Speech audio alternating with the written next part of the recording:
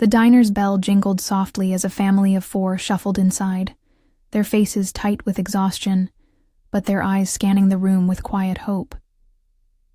Molly Harper, a waitress who had just finished wiping down a table, glanced at the clock, mounted above the counter. It was nearing the end of her shift, and her feet ached from hours of rushing between tables. Her long brown hair was pulled back into a messy ponytail, and though she was tired, her smile never faltered as she greeted the family. The parents looked to be in their early 40s, their clothes worn but clean, and their 2 kids, one a boy, maybe 5, and the other a girl, closer to 10, clutched their parents' hands tightly. "Hi there," Molly said warmly, grabbing 4 menus from behind the counter. "Just the 4 of you tonight?"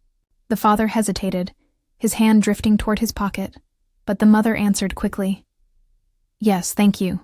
A booth, if you have one." Molly nodded and led them to a corner booth by the window. She could sense their unease as they sat down, the parents exchanging quiet looks while the kids stared hungrily at the menu.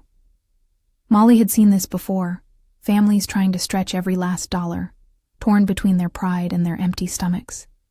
As Molly handed out the menus, her heart ached. She knew what it was like to struggle. At 28, she was raising her 6-year-old daughter, Ellie, on her own. Her ex-husband had disappeared 2 years ago, leaving her with nothing but a pile of unpaid bills and a broken heart. Between rent, daycare, and the endless list of expenses that came with being a single mom, Molly was barely scraping by. She worked double shifts at the diner most days, and even then, there were nights when she skipped meals to make sure Ellie had enough to eat. "I'll be back in a few minutes to take your order," Molly said, her voice gentle. She walked away, but not before catching the father's whispered words to his wife. "Let's just get something small. We'll make it work." Molly's chest tightened. She busied herself at the counter, trying not to eavesdrop, but it was hard to ignore the quiet murmurs coming from their booth. The kids were excited, pointing out pancakes and burgers on the menu, but their parents' voices were subdued, tinged with worry. As Molly poured coffee for another customer, she noticed a man sitting alone at a table near the back. He was in his early 40s, dressed in a tailored navy suit that looked out of place in the small-town diner. A silver wristwatch glinted on his wrist, and his neatly combed hair suggested he wasn't from around here.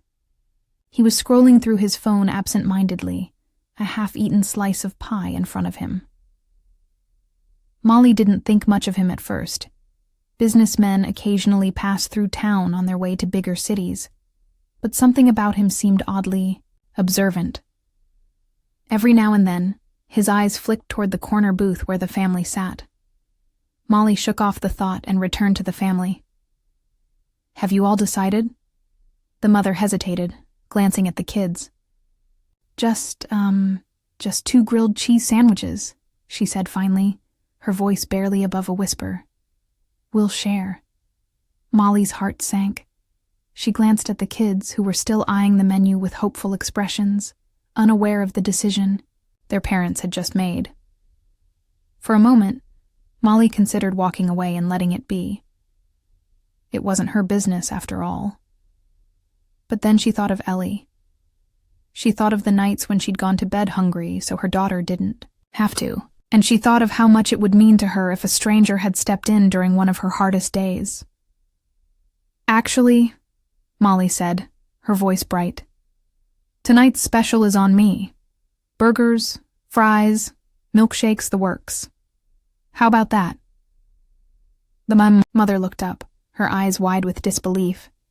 "Oh no, we couldn't." "Please," Molly interrupted, her smile kind but firm. "It's my treat. I insist." The father's jaw tightened, his pride clearly wrestling with his gratitude. "Are you sure?" he asked. "We can't repay you." Molly waved him off. "You don't need to. Just let the kids enjoy their meal, okay?" The mother blinked back tears, her hand gripping her husband's tightly. "Thank you," she whispered. "Thank you so much." Molly nodded and walked away quickly, her own emotions threatening to spill over.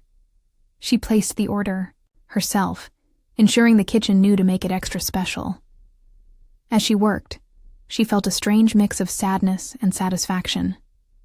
She couldn't afford to be generous, it would mean cutting back even more this week, but she couldn't stand by and do nothing. What Molly didn't realize was that the man in the suit had been watching the entire exchange. From the moment the family walked in, he had noticed their nervous glances and hesitant movements. And when Molly offered to pay for their meal, he saw the way her face softened with genuine compassion, even as she tried to hide her own struggles. After the family's food arrived, the kids' laughter filled the diner, their faces lighting up with joy as they devoured their burgers and milkshakes. The parents ate more slowly, their gratitude evident in every glance they exchanged. Molly watched from a distance, her heart swelling as she saw the difference a simple act of kindness could make. As the family prepared to leave, the mother approached Molly at the counter. "I don't know how to thank you," she said, her voice trembling. "You don't know what this means to us." Molly smiled, shaking her head. "Just pay it forward someday if you can." The mother nodded, her eyes glistening, and they left with a quiet, "God bless you." Molly exhaled deeply, leaning against the counter. She felt tired, but good. She didn't notice the man in the suit standing up and walking toward her until he cleared his throat. "That was impressive," he said, his voice smooth but warm. Molly looked up, startled. "Oh, I thank you," she stammered, unsure of what to say. The man smiled, his eyes kind but curious. "I'm James Bennett," he said, extending a hand. "I couldn't help but overhear what you did for that family." Molly shook his hand, feeling suddenly self-conscious. "It was nothing, really. They just looked like they needed a little help." James tilted his head, studying her. "Nothing, huh?" "It didn't look like nothing to me." Molly shrugged, trying to downplay it. "I just did what anyone would do." "Well," James said, slipping his wallet from his jacket pocket, "I think it was something, and I'd like to talk to you about it." Molly blinked, caught off guard by the man's directness. "Talk to me about what?" she asked, her voice cautious. She wasn't used to strangers taking such an interest in her life, especially not ones who looked like they belonged in a high-rise office building instead of her small-town diner. "James." Bennett smiled faintly, slipping his wallet back into his pocket.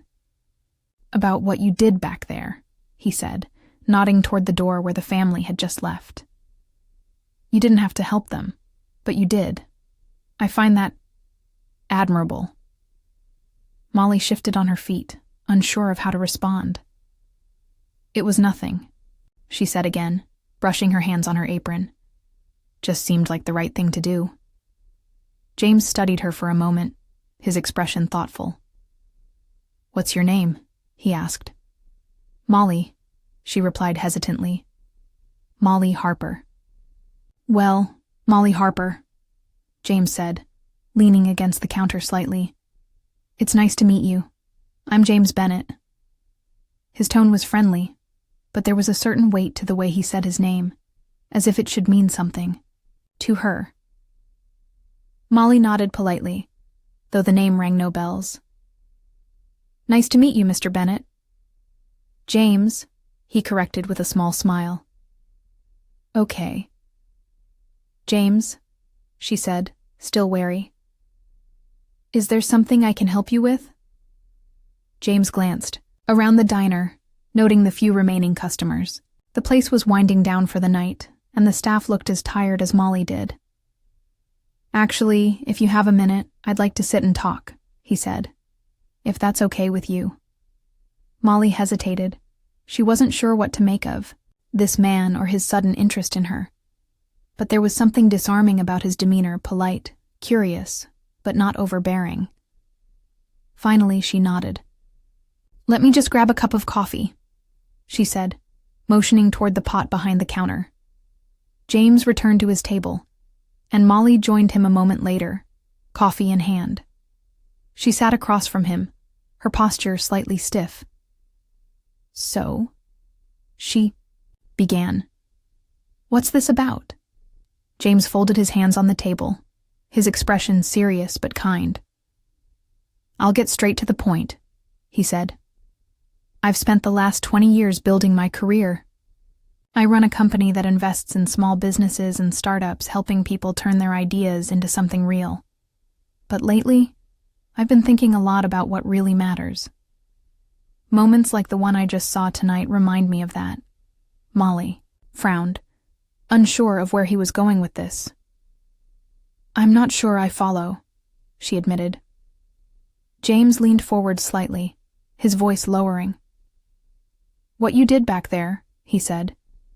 That was kindness in its purest form.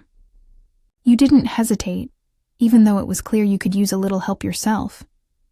He gestured subtly to her worn uniform and the tired lines beneath her eyes. I respect that.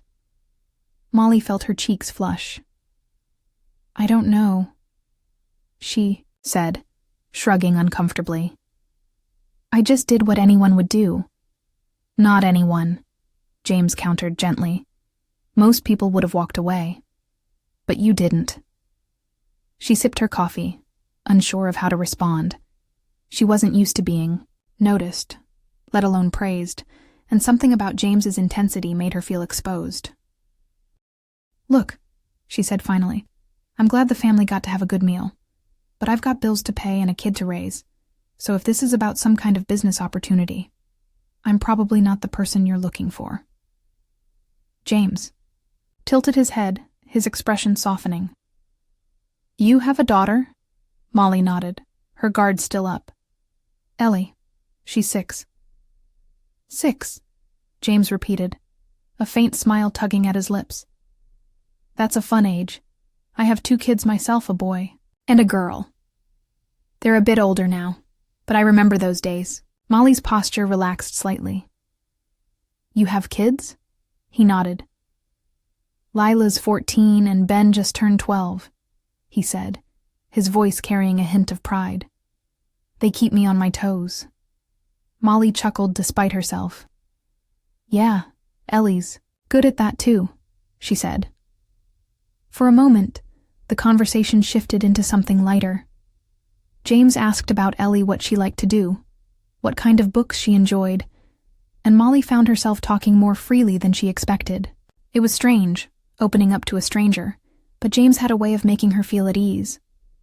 As the minutes passed, the diner grew quieter.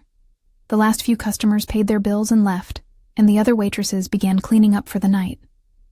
Molly glanced at the clock and sighed. I should get back to work, she said, starting to rise. Wait, James said, holding up a hand. Before you go, I want to ask you something. Molly paused, her curiosity piqued. What is it?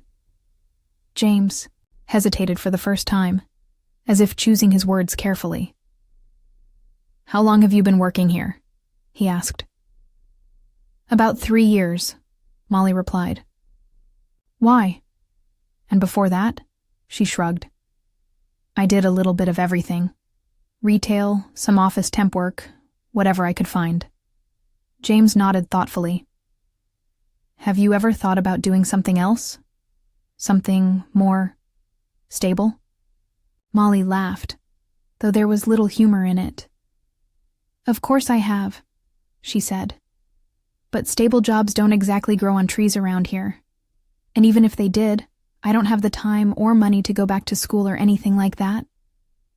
James leaned back in his seat, his expression unreadable.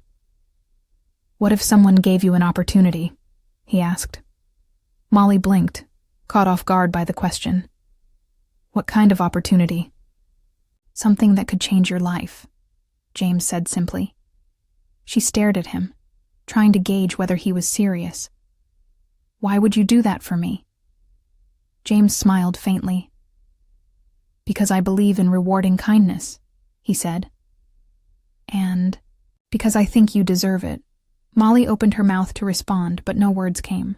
She didn't know what to think, let alone say. I know this is a lot to take in, James said, standing up and pulling a business card from his pocket. but I'd like to discuss this more when you've had some time to think about it." He handed her the card, his name and contact information printed in bold, clean letters. Molly took it hesitantly, her fingers brushing the edge of the paper. "I don't know what to say," she admitted. "You don't have to say anything right now," James said. "Just think about it, and call me when you're ready." With that, he turned and left, the bell above the door jingling softly as it closed behind him. Molly sat back down, staring at the card in her hand. For the first time in years, she felt something she hadn't dared to feel in a long time. Hope. The following morning, Molly's alarm buzzed at 5:30 a.m., the same relentless tone that signaled another long day ahead. She rolled over, groaning softly, and turned it off before the sound could wake Ellie. The card James Bennett had given her sat on her nightstand, its clean white surface catching the dim morning light. She hadn't called him.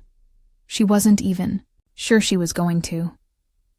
The idea of someone swooping in and changing her life sounded too much like a fairy tale, and Molly had long since stopped believing in those. People didn't just offer opportunities out of the blue, not without strings attached.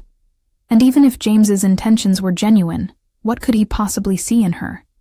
She was just a waitress in a small-town diner, trying to stay afloat. She pushed the thought aside, swinging her legs out of bed. Ellie was still curled under a blanket, her small chest rising and falling in a steady rhythm. Molly leaned down, brushing a strand of hair from her daughter's forehead, and kissed her gently. "I'll see you after work, sweet girl," she whispered. By the time her shift at the diner started, Molly had convinced herself to forget about James Bennett entirely. She tied her apron around her waist, clocked in, and set about her usual tasks. The morning rush came and went, bringing with it the regular crowd of truckers, retirees, and a few families passing through town. It wasn't until just after lunch that something unusual happened. Molly was clearing a table near the window when one of her co-workers, Lisa, approached her with a puzzled expression. "Hey, Molly," Lisa said, holding out a small envelope. "This came for you. Some guy dropped it off a few minutes ago." Molly frowned, wiping her hands on her apron before taking the envelope. It was plain and unmarked, with her name written neatly across the front. "What guy?" she asked. Lisa shrugged. Tall, dark suit, kind of serious looking. "Didn't say much, just asked me to give this to you." Molly's stomach flipped. She had a pretty good idea who the guy was. She opened the envelope carefully, her fingers trembling just slightly, and pulled out a folded piece of paper. It was a handwritten note. "Molly, I understand if you're hesitant about reaching out, but I meant what I said last night. I believe in rewarding kindness, and I'd like to help you. If you're willing to meet, I'll be at the coffee shop on Main Street at 6 p.m. tonight. There's no obligation. I just want to talk." James Bennett. Molly stared at the note, her mind racing. She felt Lisa's curious gaze on her and quickly folded the paper, slipping it back into the envelope. "Thanks," she mumbled, turning back to the table she was clearing. Lisa didn't push for details, but Molly knew she'd have questions later. For now, Molly tried to focus on her work, but the note weighed heavily in her pocket. By the time her shift ended, Molly still hadn't decided what to do. Part of her wanted to ignore the note entirely. She didn't trust things that seemed too good to be true, and meeting James felt like walking into the unknown. But another part of her, a smaller, quieter part, whispered that maybe, just maybe, this was worth the risk. Ellie greeted her at the door when she got home, her bright smile melting away some of Molly's tension. "Hi, Mommy," Ellie chirped, holding up a drawing she'd made. "Wow, that's beautiful, Ellie," Molly said, crouching down to admire her daughter's work. "Are we having mac and cheese for dinner?" Ellie asked, her eyes wide with hope. Molly laughed, softly. "You read my mind." As they ate dinner together, Molly's thoughts kept drifting back to the note. She glanced at the clock. It was 5:15. If she left now, she could make it to the coffee shop in time. Ellie noticed her mom's distracted expression. "What's wrong, Mommy?" "Nothing, sweetie," Molly said quickly. But then she hesitated. Ellie was too young to understand everything, but Molly had always tried to be honest with her. "I might go meet someone tonight," Molly said carefully, "just to talk." Ellie tilted her head. "Is it about a new job?" Molly blinked. "Maybe. I'm not sure yet." Ellie grinned. "I think you should go. You always tell me to be brave." Molly felt her heart squeeze. "You're right," she said softly. "Okay, I'll go." After tucking Ellie in and arranging for her neighbor, Mrs. Jenkins, to keep an ear out just in case, Molly grabbed her coat and headed out. The coffee shop was quiet when Molly arrived. James Bennett was sitting at a table near the window, a steaming cup of coffee in front of him. He looked up as she walked in, his expression brightening. "Molly," he said, standing to greet her. "I'm glad you came." She nodded, suddenly feeling self-conscious. "I wasn't sure if I would," she admitted. "Understandable," James said, gesturing for her to sit. "Can I get you something? Coffee? Tea?" "I'm fine, thanks," she said, taking the seat across from him. James leaned forward slightly, his demeanor as calm and composed as it had been the night before. "I won't take up too much of your time," he said. "But I wanted to follow up on what we talked about." Molly nodded, her hands clasped tightly in her lap. "I've spent most of my career building businesses and helping others do the same," James began. "But as I said last night, I've been thinking a lot about what really matters. And I think people like you, kind, hardworking, selfless, are exactly the kind of people we need more of in this world." Molly shifted uncomfortably. "I appreciate that, but I'm not sure what you're getting at." James reached into his briefcase and pulled out a small stack of papers, setting them on the table. "I want to help you, Molly," he said simply. "This is a check for $10,000. It's yours, no strings attached. Use it however you see fit, pay off bills, save for Ellie, go back to school, whatever you need." Molly's breath caught. I can't take that," she said, shaking her head. "Yes, you can," James said firmly. "And you should. This isn't charity, Molly. It's a reward for the kind of person you are." Tears welled up in Molly's eyes as she stared at the papers in front of her. "Why are you doing this?" she whispered. James smiled gently. "Because I can, and because people like you deserve a break." Molly hesitated, her hands trembling as she reached for the check. For the first time in as long as she could remember, the weight on her shoulders felt just a little bit lighter. "Thank you," she said, her voice barely above a whisper. James nodded. "You're welcome." Molly left the coffee shop that night, with a heart full of gratitude and a check that promised a brighter future. For the first time in years, she dared to believe that things might actually get better. 2 weeks later, Molly stood in her small kitchen, looking over a list of expenses she had written out on a piece of notebook paper. The check from James Bennett was still safely tucked away in her top dresser drawer, uncashed. Every night since their meeting, she had pulled it out, stared at it, and then tucked it right back where it came from. She wanted to use it needed to, really, but something about it still felt surreal. It wasn't every day someone handed you $10,000 and told you to do whatever you wanted with it.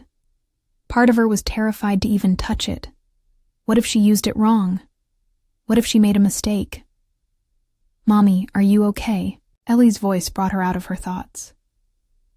Molly looked down to see her daughter standing in the doorway, holding a stuffed bunny in one hand and a juice box in the other. Ellie's big brown eyes were filled with concern. "Yeah, sweetheart," Molly said, forcing a smile. "I'm just thinking about grown-up stuff." Ellie frowned. "Is it about money?" Molly knelt down and brushed a strand of hair out of Ellie's face. "A little," she admitted. But don't you worry about that. I've got it under control. Ellie nodded solemnly, as if trying to be as grown-up as her mom. Okay, but if you need help, you can tell me. I have $3 in my piggy bank. Molly laughed softly, her heart swelling with love. You're the best, you know that? Ellie grinned and held up her bunny. Mr. Floppy thinks so too. After once, Ellie skipped off to play. Molly returned to her seat at the kitchen table. She stared at the list of bills in front of her, then reached for her phone. Her fingers hovered over the screen for a moment before she took a deep breath and dialed the number on James Bennett's business card. James Bennett, he answered after the second ring, his voice steady and professional. Hi, Mr. Bennett. This is, Molly. Molly Harper, she said, her nerves making her voice falter. Molly, James said warmly, his tone instantly softening. I was hoping to hear from you. How are you? I'm good, she said, though it wasn't entirely true. I've been thinking about the check you gave me. I haven't cashed it yet. You're hesitant, James finished for her. That's understandable. It's a big decision, and I can imagine it feels overwhelming. It does, Molly admitted. But also, I don't want to mess this up. You trusted me with something so huge, and I don't even know where to start. James's voice was calm and reassuring. You don't have to figure it all out at once, he said. But if you'd like, I can help you make a plan. Would you be open to meeting again? Molly hesitated for only a moment before nodding, even though he couldn't see her. Yeah, I think I'd like that. Great, James said. How about tomorrow afternoon? I'll come to your town same coffee shop. That works, Molly said, feeling a mix of relief and nervousness. Thank you. The next afternoon, Molly arrived at the coffee shop 15 minutes early. She had dressed in her best outfit, a simple blue blouse and black slacks, and had even borrowed a pair of earrings from her neighbor, Mrs. Jenkins. Ellie had insisted on helping her get ready, carefully brushing Molly's hair and declaring her the prettiest mommy in the world. James walked in right on time, his tailored suit as impeccable as ever. He greeted her with a warm smile and a handshake before they sat down. I appreciate you meeting me again, Molly said as they settled into their seats. Of course, James said. I'm glad you called. So, tell me what's been on your mind. Molly took a deep breath. I've been thinking about how to use the money, she said.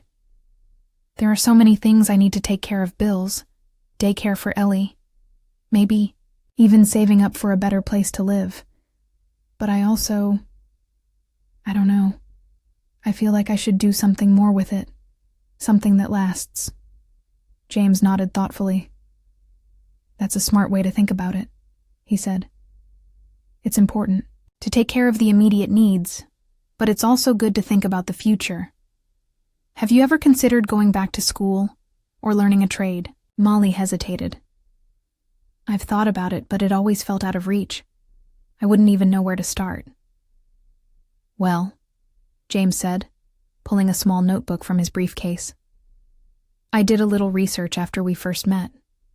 There's a community college about 30 miles from here with programs in hospitality management, culinary arts, and business administration. Since you already work in the service industry, one of those might be a natural fit. Molly's eyes widened. You looked into this for me? James smiled. I wanted to make sure you had options. And if school isn't the right path for you, that's okay too. The point is to figure out what will give you and Ellie the most stability and happiness.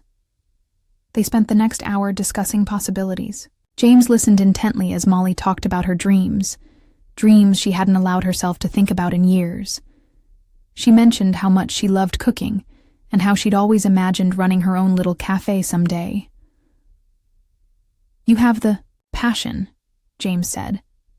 Now it's just about finding the right steps to get you there. By the end of their meeting, Molly felt something she hadn't felt in a long time. Clarity. Thank you, she said as they stood to leave. Not just for the money, but for believing in me. I don't think anyone's done that in a long time." James's expression softened. "You're worth believing in, Molly, and I have no doubt you're going to do great things." Over the next several months, Molly began taking classes part-time at the community college, starting with a course in small business management. She also used part of the money to catch up on her bills, enroll Ellie in a better daycare, and set up a small savings account. Balancing work, school, and motherhood wasn't easy, but Molly found herself thriving in a way she hadn't expected. She discovered a passion for learning and a renewed sense of purpose. One day, as she was studying at the kitchen table, Ellie climbed onto her lap and pointed to her notebook. "What's that, Mommy?" "It's a business plan," Molly said, with a smile. "For a cafe I might open someday." Ellie's eyes lit up. "Can I help?" "Of course," Molly said, hugging her tightly. "You'll be my best helper." Years later, when Molly's cafe finally opened a cozy little spot called Ellie's Corner, James Bennett was one of the first customers through the door. He ordered a coffee and a slice of pie, smiling as he watched Molly greet her customers with the same warmth and kindness she'd shown that family in the diner years before. "You did it," he said when she came to his table. Molly smiled, her eyes shining. "I had a little help." James raised his coffee cup in a toast. "Here's to paying it forward." And Molly nodded, knowing that the kindness she had once given without a second thought had come back to her in ways she never could have imagined.